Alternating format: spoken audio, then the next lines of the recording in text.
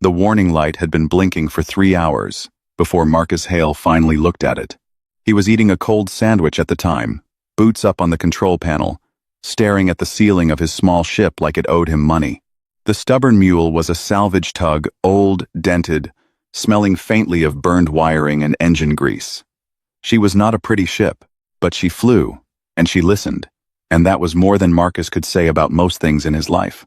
He looked at the blinking light. Then he looked at his sandwich. Then back at the light. He put the sandwich down. The signal was coming from deep inside Sector Null, a part of space that no government claimed, and no sane pilot visited. There were no trade lanes out here, no patrol ships, no rescue teams.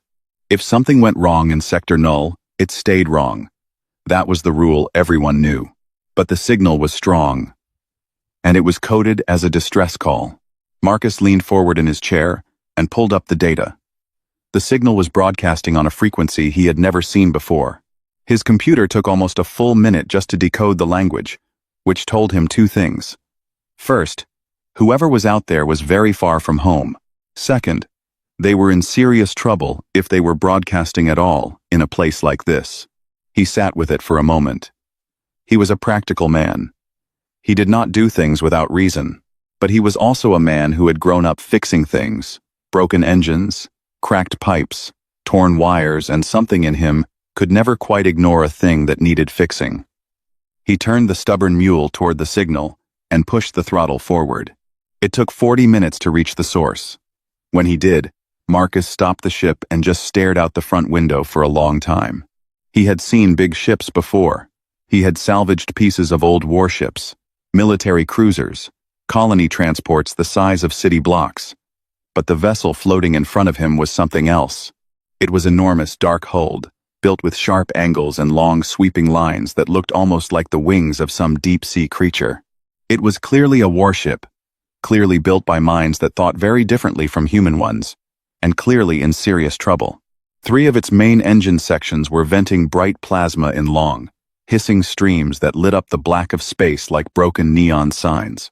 The hull near the middle had buckled from what looked like some kind of internal explosion, and the whole ship was rotating very slowly, which meant the navigation system was offline, and no one inside was correcting it.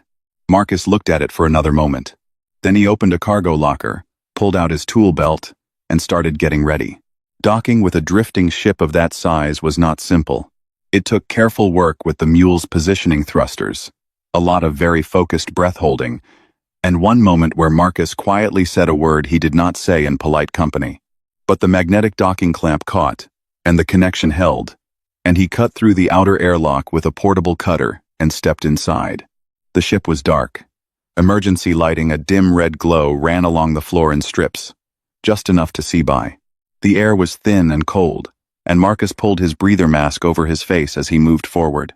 He could hear the hiss of escaping gas somewhere ahead, and the low groan of metal that was under more stress than it wanted to be. He followed the sound of the plasma leak first. The smell hit him before he rounded the corner, hot metal, and something like burned sugar, strange and sharp. The conduit was right there, a thick pipe as wide as his arm span, cracked along a seam and pouring bright superheated gas in a fan-shaped spray. Beyond it, 2 more conduits had failed at their connection joints. Marcus crouched down and studied it. He opened his kit and went through what he had. A human engineer working on an alien ship with alien parts and no manual. Most people would have turned around and left. Marcus found a long strip of heat-bonding polymer, the kind meant for patching hull breaches, and started cutting it into sections. He worked fast. The polymer went over the crack, pressed hard, sealed with the bonding iron. Not elegant, not permanent, but solid enough. He moved to the connection joints next, using a combination of clamp fittings from his kit and a spray sealant he had honestly bought, mostly because it was on sale. It was not the kind of work that would make it into any textbook, but each hiss of escaping plasma quieted one by one until the corridor was silent. He stood up, stretched his back, and turned around. There was someone standing at the end of the corridor. She was tall, taller than any human woman he had ever seen, taller than most human men. Her skin was a deep blue-gray, the color of old iron, and her eyes were pale gold, almost luminous in the red emergency light. She wore what looked like armor, black, layered, covering her from shoulder to knee, but it was damaged, torn at the left side. There was dark blood on the edge of it, almost black in the dim light. She was watching him, not moving, not speaking. Marcus realized he was still holding the bonding iron. He lowered it slowly. "Your plasma conduits were venting," he said. "I patched them. 3 of them. The ship should stop rotating in a few minutes once pressure restabilizes." She said nothing. Her pale gold eyes moved to the pipes behind him, then back to him. "I'm Marcus Hale," he said. "I run a salvage and repair operation out of the Brennan station. I picked up your distress signal." Still nothing. Then, finally, in a voice that was low and very controlled, she spoke. Her language came out as a series of sounds that meant nothing to him, but his earpiece translator, old and a little glitchy, worked through it after a moment. "You sealed a Class 4 plasma breach with adhesive strips." It was not a question. It was said the way a person says something they have seen with their own eyes, but cannot quite believe. "It worked, didn't it?" Marcus said. Her expression did not change. It was not the expression of someone who was impressed. It was the expression of someone who was deeply unsettled. "Who are you?" she said through the translator. And this time it was more careful, more deliberate, like she was testing the words. "To board the Imperial vessel Velshera without permission?" Marcus looked around at the patched pipes, the stabilizing ship, the thin but breathable air that was slowly improving as the pressure systems recovered. "The person who kept your ship from tearing itself apart," he said. "You can tell me who you are after the lights come back on." The lights, as it happened, came back on about 4 minutes later. And that was when Marcus Hale first saw the throne at the end of the main corridor, and the golden crest above it, and understood, in a slow and slightly uncomfortable way, that the bleeding woman in damaged armor, watching him from the shadows, was not just any survivor. She was the queen. Her name was Saraveth. Marcus learned this not from her directly, but from the tall, armored guard who appeared 2 hours after the lights came back on.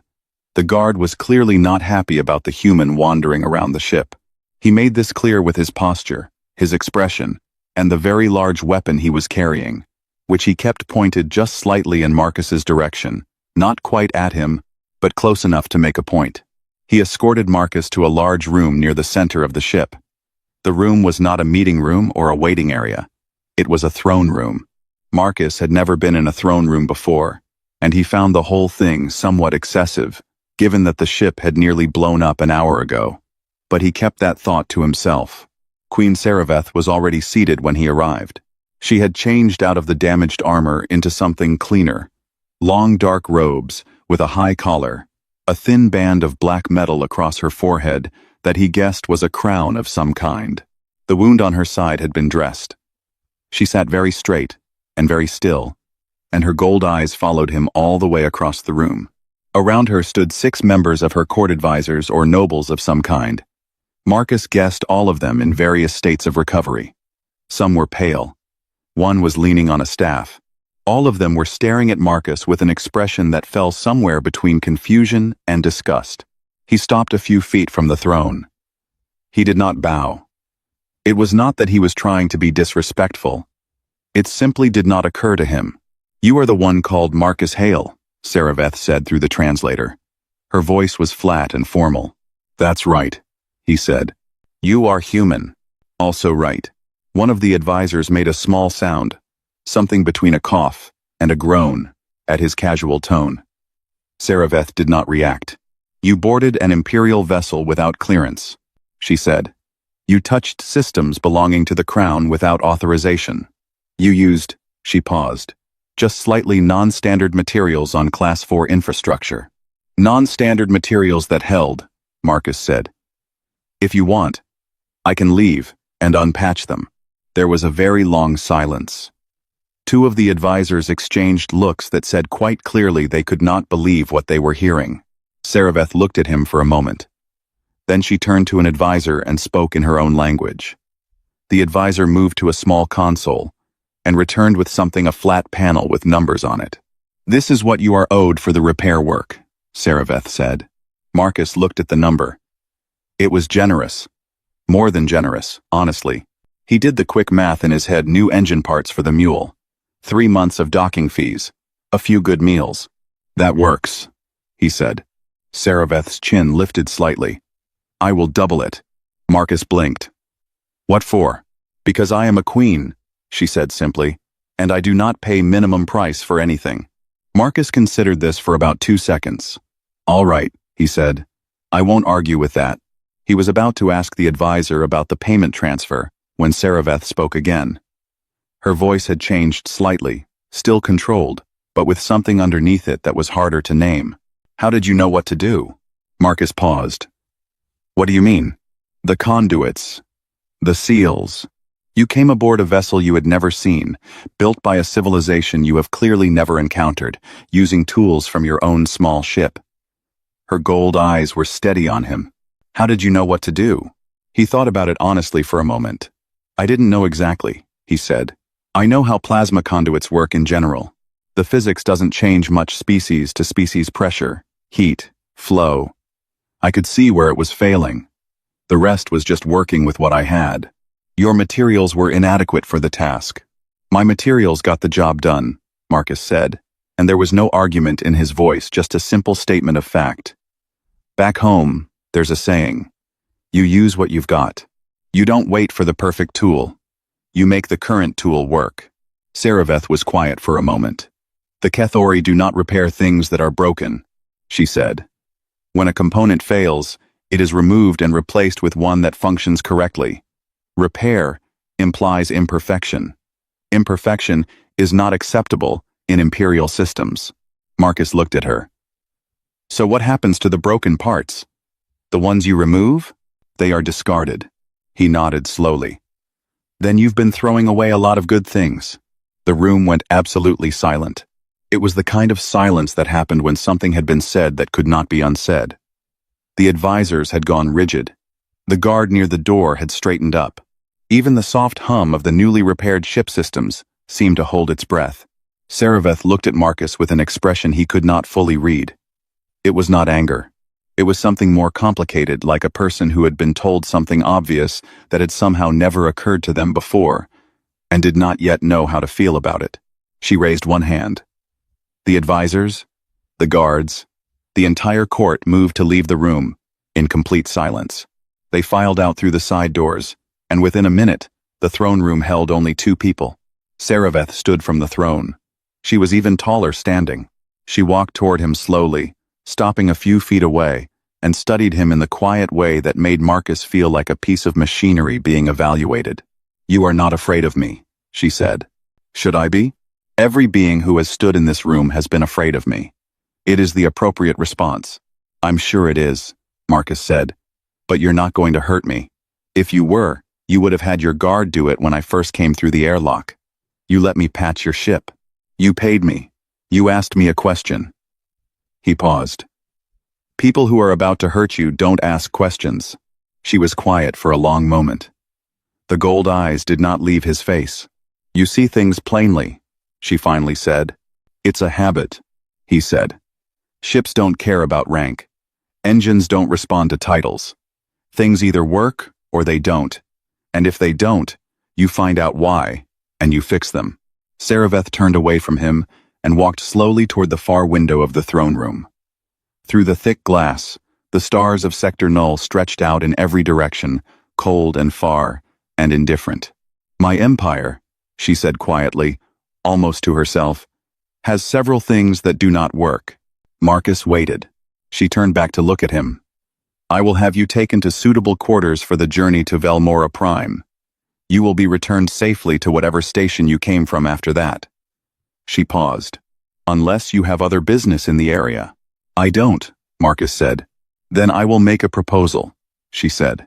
A technical consultancy, a short term, well compensated.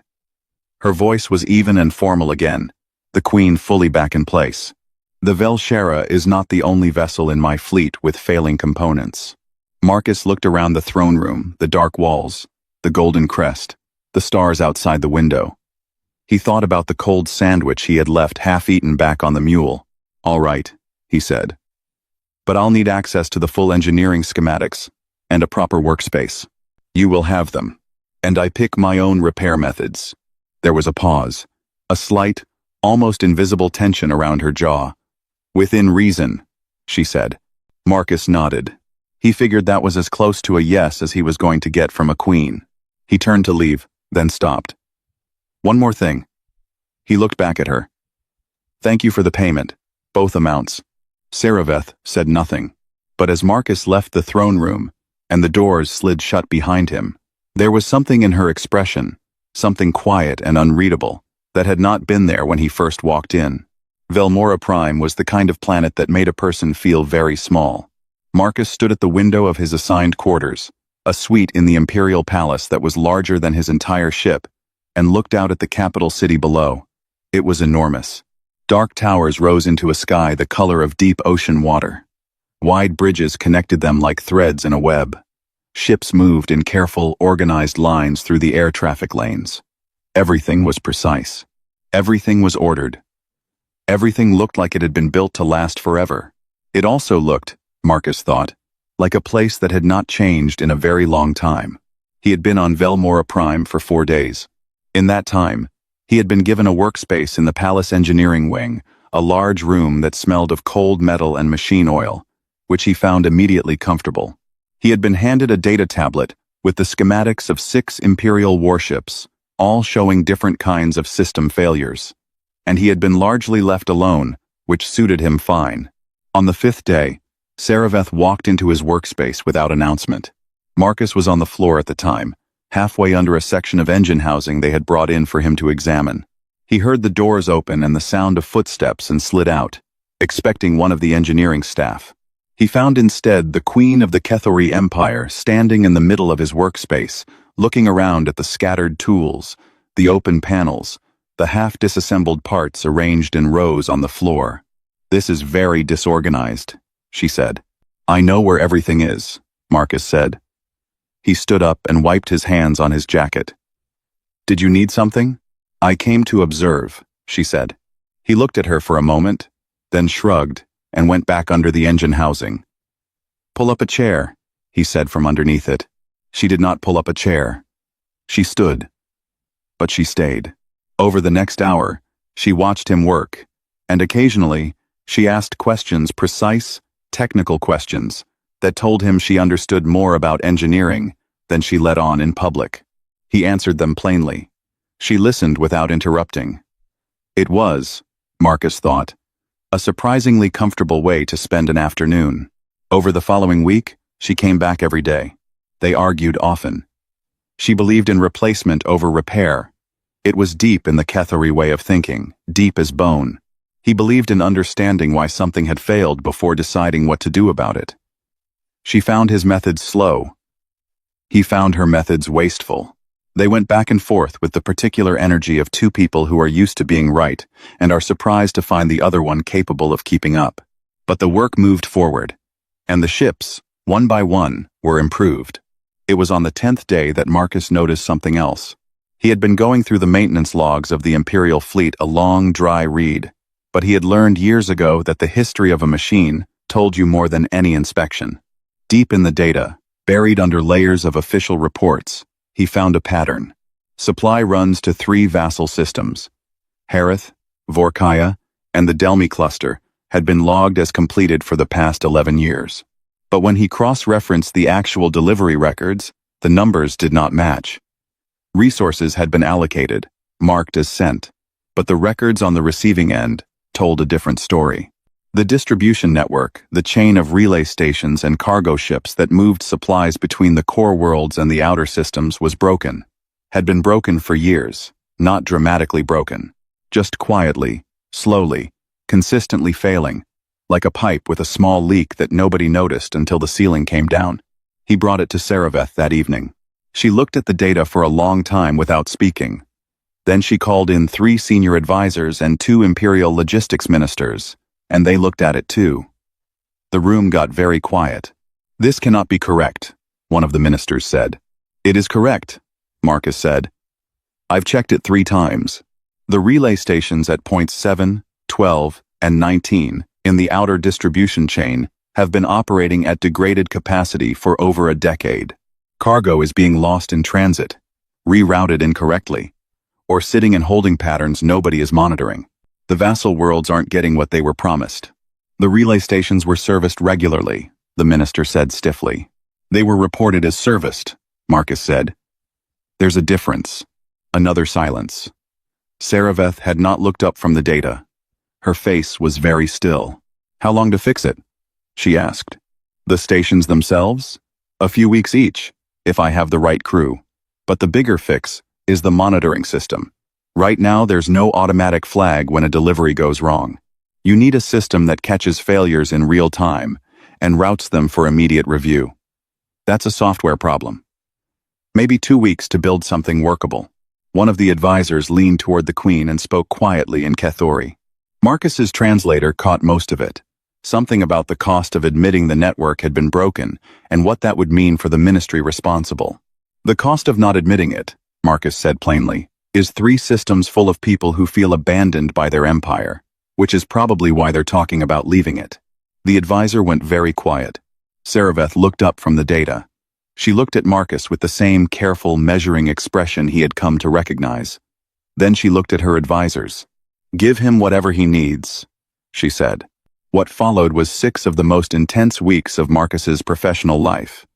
He put together a small crew, unlikely, mismatched, but functional. There was Tev, a Kethori engineer who had been passed over for promotion so many times he had stopped counting, and who turned out to be genuinely gifted once someone actually asked his opinion.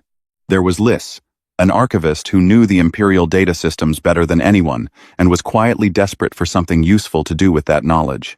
And there was a former outer system merchant named Grush, who was large, blunt, and knew every shipping lane, unofficial route, and broken relay point in the vassal territories, because he had been navigating around them for years. Marcus trusted people who knew things. They worked through the relay stations remotely first, pushing software patches and rerouting commands through the network. Then Marcus and Tev took a fast courier ship out to the 3 worst physical failures and fixed them on site. Old parts, new solutions, a lot of heat-bonding polymer. 6 weeks after Marcus had first pulled up those maintenance logs, a supply convoy arrived in Harith, on time, with a full load. The first one in 11 years. The reports from the vassal systems came in quickly after that. Confusion, at first. Then, relief. Then something quieter and more significant.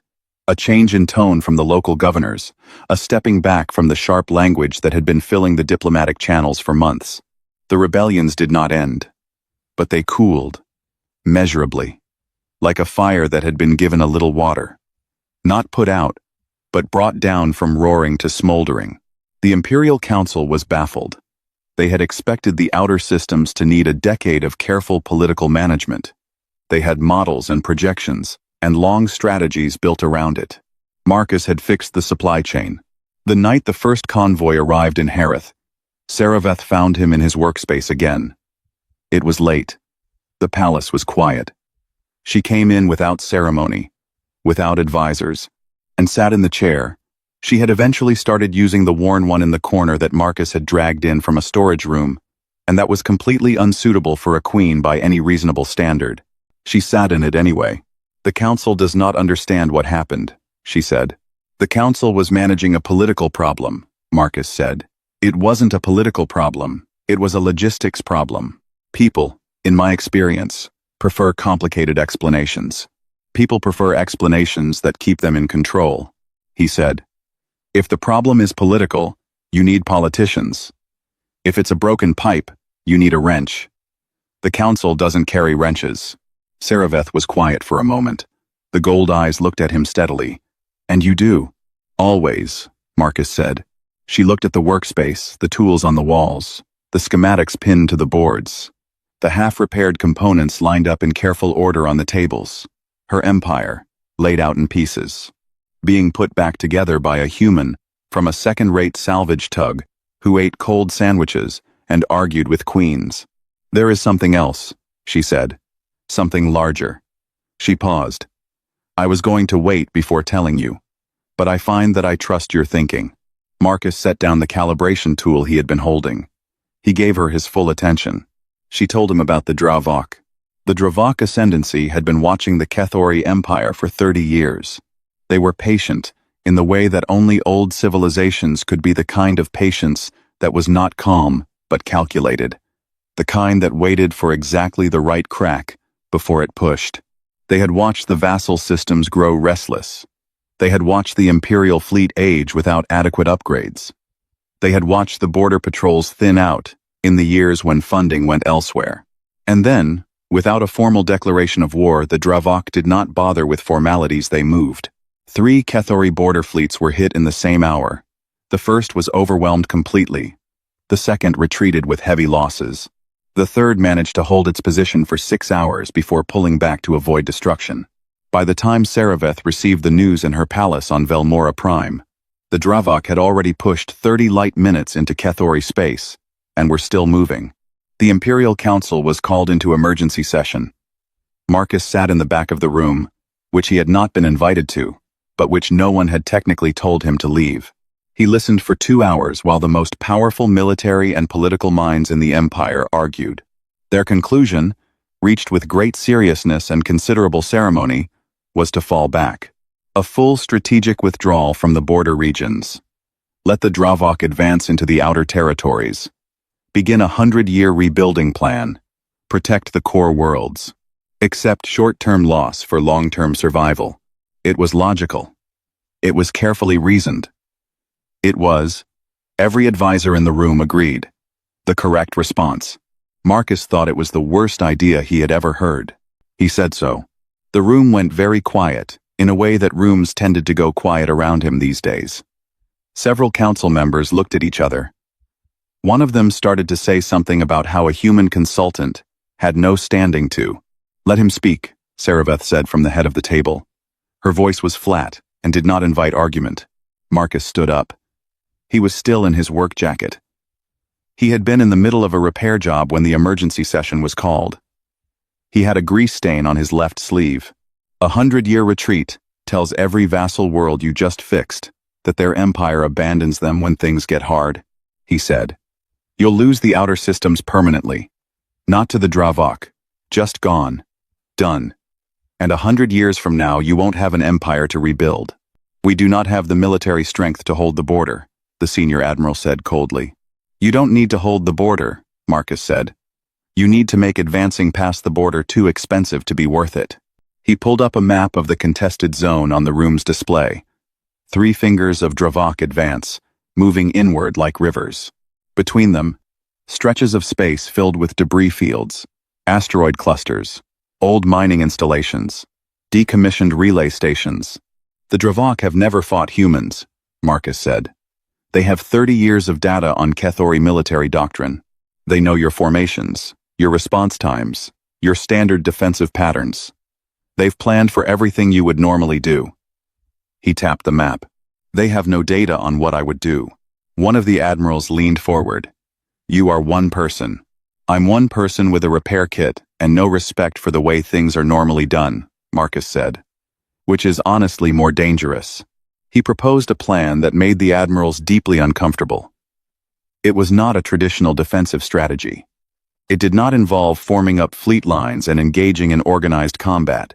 It involved using the 3 crippled warships that the Council had already marked for scrapping vessels nobody thought were worth saving as anchors for a defensive network stretched across the asteroid clusters between the Dravak advance columns. It involved turning the old mining installations into sensor ghosts, broadcasting signals that would look like a much larger defensive force than actually existed.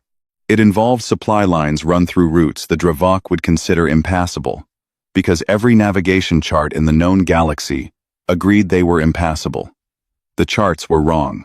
Marcus had read the original survey data, and the charts were wrong by a significant margin, which meant there was a clean corridor through the Seavith cluster that nobody was using.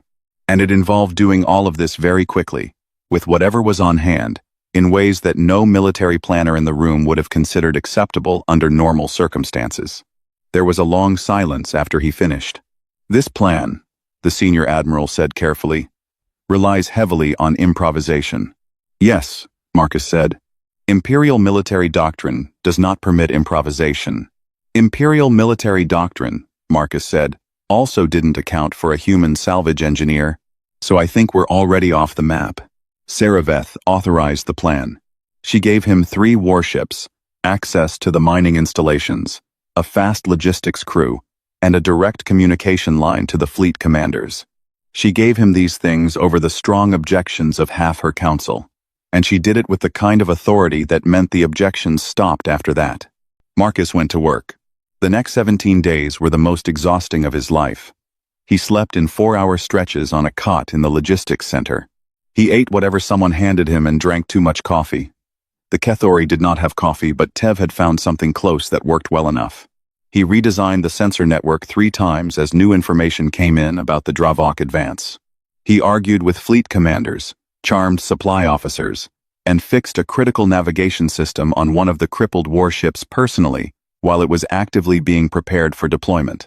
The 3 old warships, which Marcus had quietly named the first, the second, and the third, because the Kethori naming system was too long to say, quickly were positioned at the narrow points between the asteroid clusters. What remained of their weapon systems were repaired. Their hulls were patched. They were not fighting ships in any conventional sense. But they did not need to be. They needed to be there. Visible. Holding a line. The Dravok advance hit the defensive network 4 days later. And it slowed. The sensor ghosts confused their targeting. The real warships in unexpected positions forced them to stop and reassess.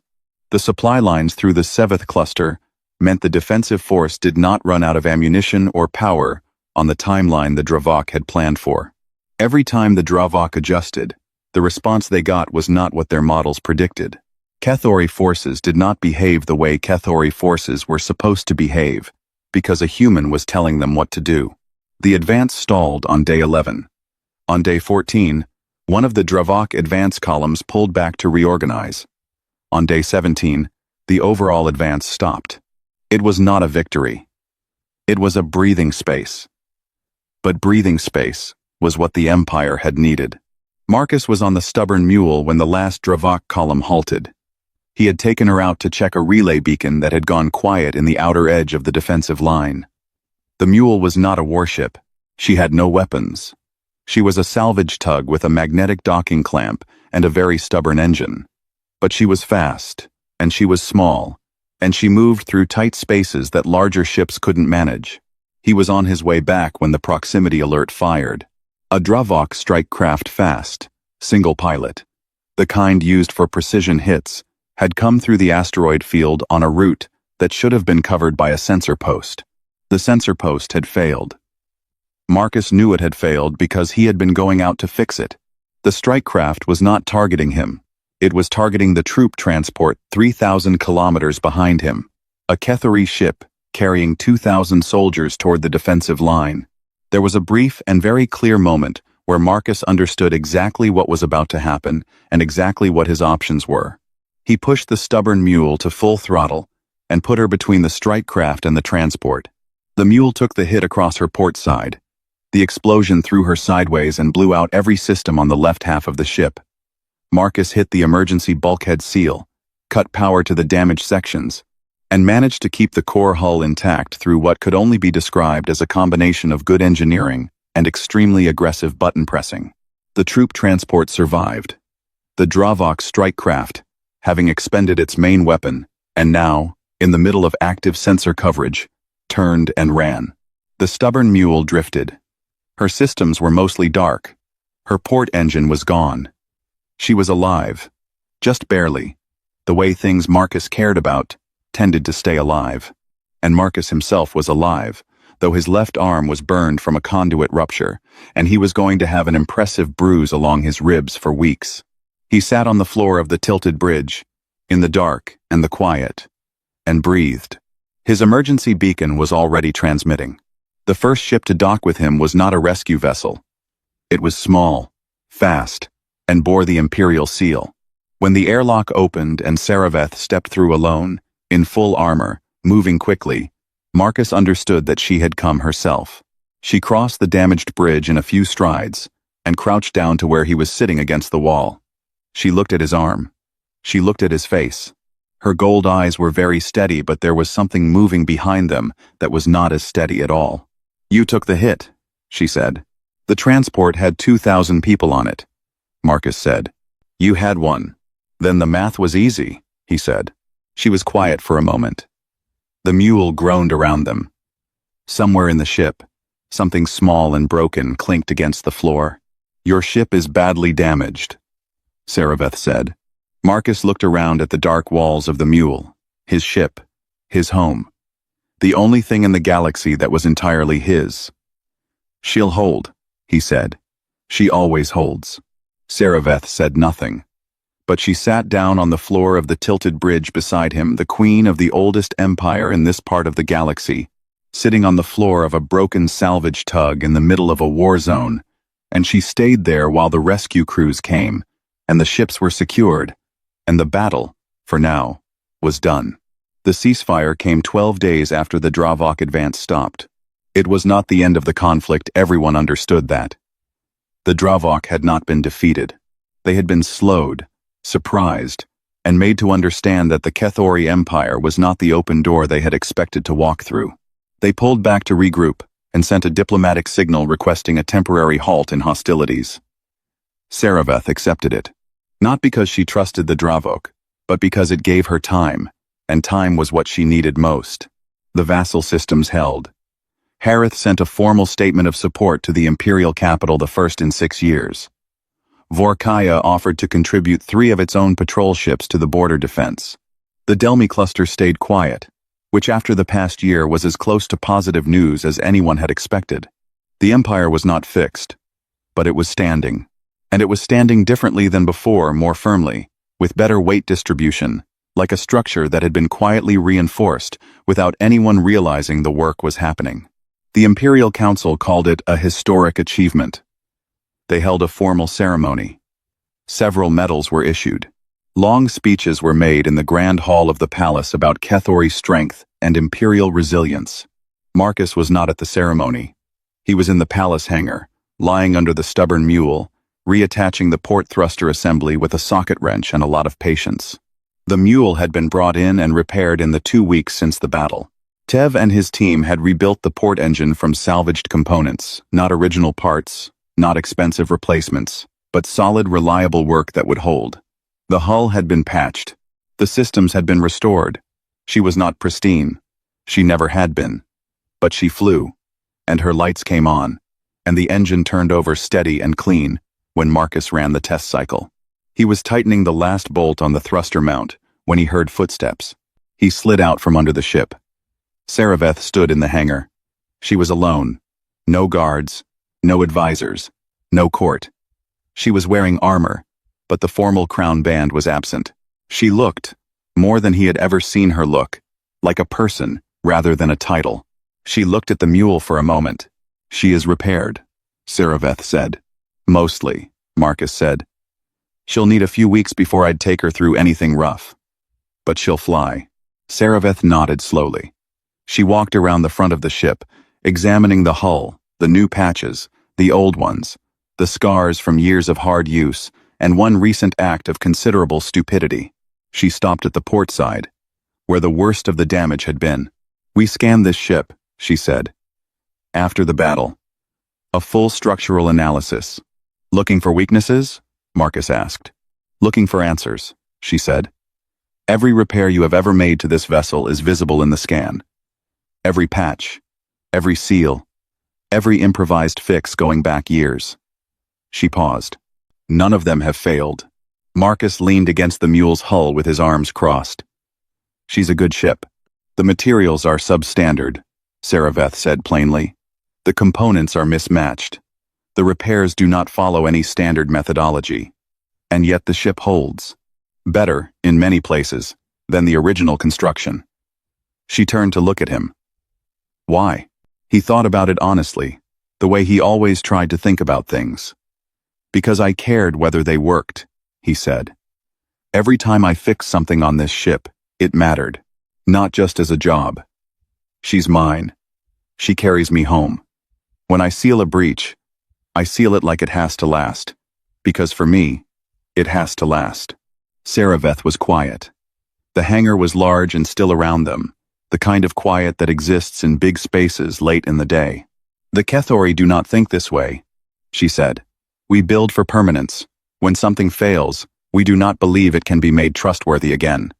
A broken thing is a failed thing. It is removed. She paused. I have run an empire by that principle my entire life.